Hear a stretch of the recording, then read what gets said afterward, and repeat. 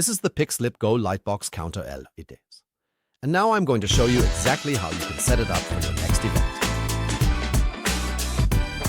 The Counter L comes delivered in these practical bags. We'll show you everything that's inside and how to assemble it step by step in this video. All the parts are already laid out, and we'll start with the lightbox. To do this, we first attach the corner connectors to the LED profile. This will later become our base. Then we repeat the step with one of the two profiles without a power supply, which will later be at the top of the counter. Now we add the two side profiles, positioning the power supply to my right. I connect this to the power cable and use the spiral cable to supply power to the LED profile. Put the lid on and the frame is finished.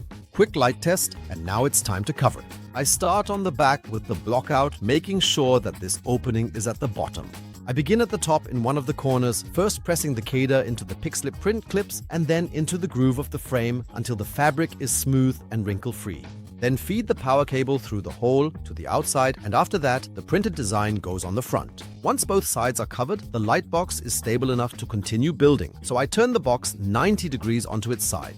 Now I take the large top cover plate, slide it forward with the short overhang, and place the attached metal rail onto the groove of the frame. Then I turn the box another 90 degrees so that the top plate is on the bottom and press the 4 wooden dowels into the pre-drilled holes of the plate. Next, the side panels are attached. I also slide each of them onto the groove of the side profiles using their metal rails. And now we set the counter on its feet and finally insert the two practical shelves. Connect the power and the front immediately shines in full brightness. Your new counter is fully set up and ready. And you can discover a variety of more assembly videos at PIXLIP.